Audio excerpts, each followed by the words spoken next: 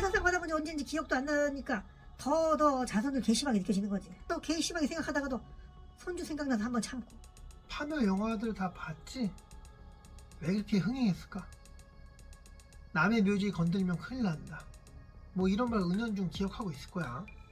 요즘 매체나 웹툰 그리고 드라마 유튜브에 막 무당들도 나와서 막 남의 묘 건드리면 큰일 난다고, 묘를 잘못 써가지고 자손들한테 문제가 생겼다, 뭐 이런 얘기들. 그럼 왜 무덤 건드릴 때 아니 건드리는 것 자체가 문제가 될까? 참고로 개구리는 아무런 지식 없이 그냥 막 떠드는 거야. 그러니까 귀에서 피 날 것 같으면 그냥 영상을 안 봐야 돼. 영혼의 존재를 믿어? 죽으면 끝이다고 생각하는 분들한테 전혀 맞지 않는 내용이야. 자, 영혼이 있다고 생각해보자. 상상을 해봐. 아니 그대가 영혼 상태가 되었어. 재수없는 말 죄송해. 영혼이 되면 어디로 가? 빛을 향해 떠난다고 막 그러잖아. 그렇게들 알고 있어.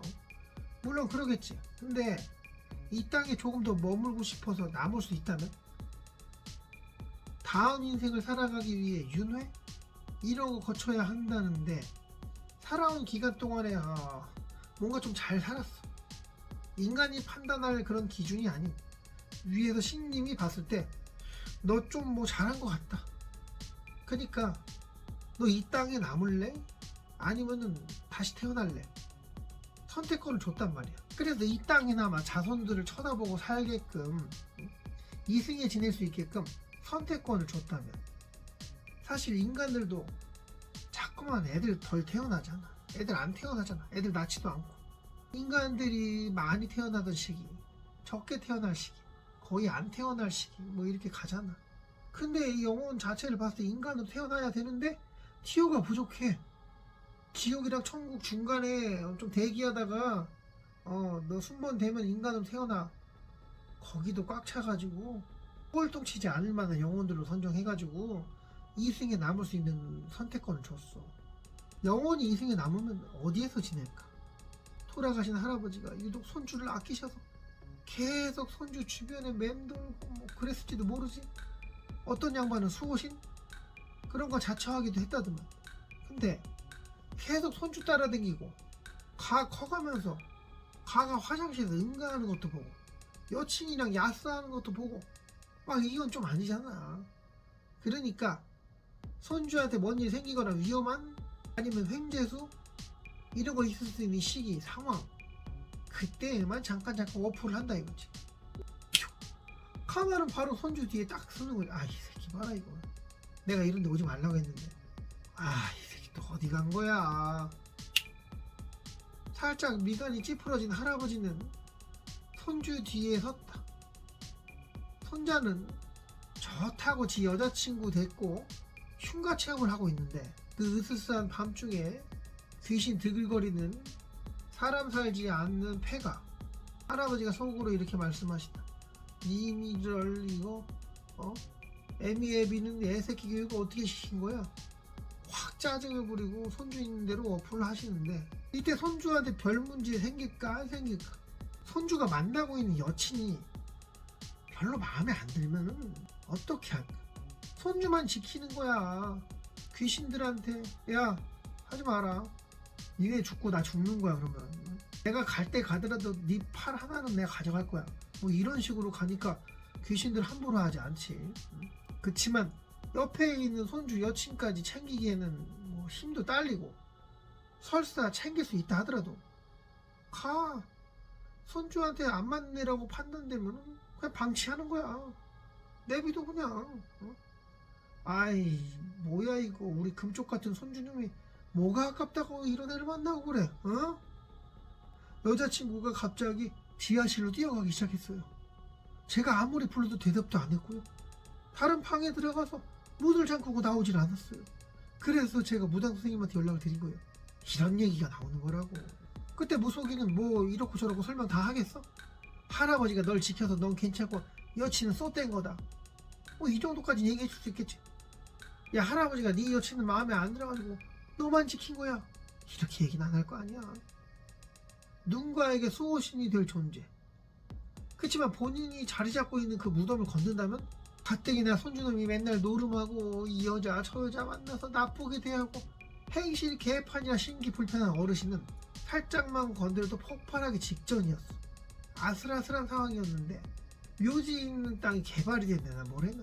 그래서 어디 싼 땅으로 보낸다고 하는데 자손들 입장에서는 땡큐지.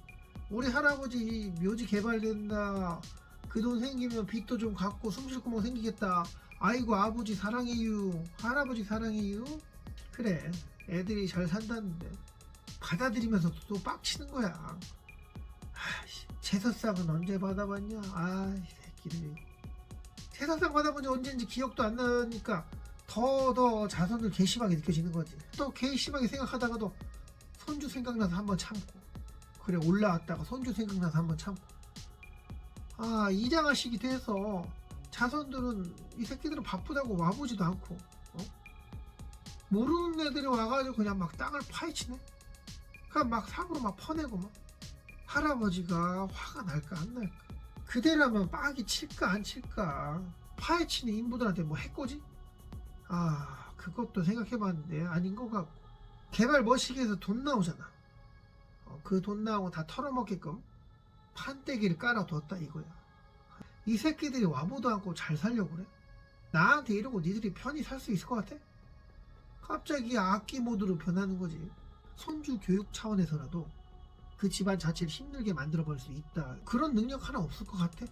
이승에 남아있을 수 있게끔 신님의 배려까지 받았는데 그런 양반이 아무런 능력이 없을 것 같냐고. 무슨 일이 있을 때 야 이렇게 하면 좋은 일이 생길 거다 하면서 꿈에 나타나고, 우연찮게 일이 풀리고, 재수없게 교통사고 났는데 그게 그렇게 그냥 나쁜 일이 생겨서 재수만 없다고 넘어갈 게 아니었더라고. 어르신들이 연세 많이 드시면 옛날 생각 많이 하고 그러잖아.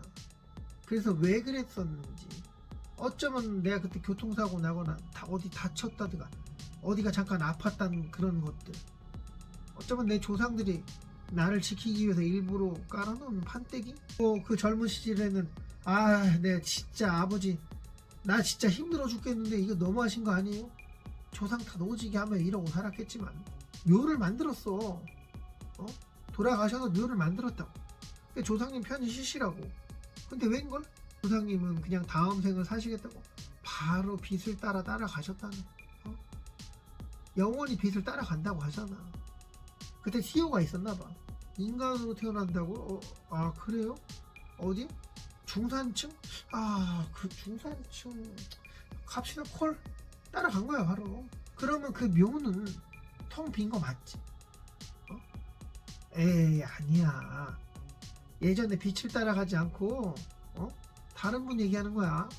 자손들을 지켜보면서 보호하겠다고 남겠다고 한 오래전 어르신이 계셨어. 그 당시 큰 병이 돌아서 다들 힘든 시기, 어르신 돌아가시고 어르신 묘도 제대로 쓰지도 못하고 자손들 또한 싹 다 하늘로 갔다 이 말이야. 신님께서 야 너 다음 생에 살래라고 물으셨을 때 그때 당시에 자손들이 아슬아슬한 상황이었어. 아직 죽지는 않았거든. 근데 그때 네 나 다음 생에 살게요, 그 말을 하지 못했던 걸 갖다가 너무 한이 맺힌 이 어르신은 이 생을 갖다가 몇백 년 떠돌다가 한참을 이렇게 떠돌아다니다 보니 웬걸 괜찮은 자리에 빈 무덤이 있네. 아니야, 자세히 보니 누군가 있긴 있는데 애송이들, 죽은 지 얼마 안 된 영혼들이 그 자리에 있는데, 야 지들 자리도 있는 애들이 요 와서 노가리 까고 있네. 히히덕거리고 웃고 있어. 이리 오너라. 누구시죠? 아 왜 할아버지 왜요? 왜 그래? 야 비키라고. 니네 집 아니잖아. 니네 집으로 가. 근데요 뭐 그냥 가던 길 가셔. 이승에 오래오래 계셨던 어르신은 이제 막 영혼이 된 그들이랑 힘이 달랐지. 포스가 다르지. 아주 그냥 확 그냥 니네 몸에서 헬리코박터 유산균을 확 뽑아가지고 막 애들이 막 귀에서 막 피 흘리면서 예 갈게요. 나 진짜 승질머리하고. 야 뭐라 했냐? 아닙니다. 네. 그리고 쫓아낼 거야. 애들 쫓아낸 다음에 그렇게 어르신은 간만에 쉴만한 무덤에 자리를 잡게 되었다 이 말이야. 보이지 않아도 누군가는 그 자리에 있다는 거 말해주는 거야. 그대가 집도 절도 없는 신세가 됐어. 뭐 오지야 산골짜기 뭐 이런 데야. 원래 비까지 오네. 비 좀 피하려고 여기저기 헤매다가 웬 집이 보여. 계시오 계시오 길 가던 나그네요. 이런 아무 대답이 없네. 날은 어두워지고 어디 갈 곳도 없어서 계속 문 두드려야지 어떡하겠어. 두드리다 보니까 문이 열렸네. 문이 열렸으니까 살짝 들어가면서 실례합니다 그렇게 크게 들리라고 외쳤는데 아무런 인기척이 없어. 그러면 그대는 그 집에 들어가 안 들어가? 아 집도 절도 없는 양반이 밖에 비도 오고 있는데 뭐 어떻게 들어가야지. 아침 돼서도 사람이 없으면 다음날 돼서도 사람이 없으면 거기가 그냥 내 집이 되는 거 아니에요. 빈 무덤 빛을 향해 떠난 주인이 없으니까 이 어르신은 거기에서 살고 있는 거라고. 가끔 그 자손들이 자기네 할아버지인 줄 알고 아버지인 줄 알고 제사도 지내주고 성묘도 지내고 맛있는 밥상 이렇게 차리고 그러면 본인의 자손은 아니지만 그래도 예뻐 보이지 않을까. 아우 애들이 또 왔네. 작년에도 오더니 또 왔어. 아 이 반찬이 이번엔 좀 부실한데 애들이 좀 집이 요즘에 좀 힘든가. 그래 이제 얘네는 내 새끼들이다 하고 조금씩 돕게 되는 거지. 반대로 이런 상태에 함부로 이장을 한다든가 종교가 바뀌었다고 좁은 납골 땅으로 옮긴다고 그러고 땅이 개발된다고 뭐 한다고 하면 그러면 그 묘지에 있는 그 존재가 빡이 칠까 안 칠까. 심지어 모르는 양반들이 오밤중에 와서 무덤 파헤치고 그러면 얼마 만에 보금자리인데 이 새끼들이 침입해가지고 아 가만둘까? 그러니까 파묘 함부로 하면 안 된다고 하는 것 같아. 개구리가 맴대로 떠든 건데 어떻게 그럴싸했어? 우리가 살아가면서 하늘이 두렵지 않냐? 뭐 이런 말 있잖아. 이런 멘트 사극에서는 가끔 나와. 영화에서도 나왔나? 드라마에서도 나왔나? 뭐 젊은 사람들은 한 번도 못 들어봤을지 모르겠다.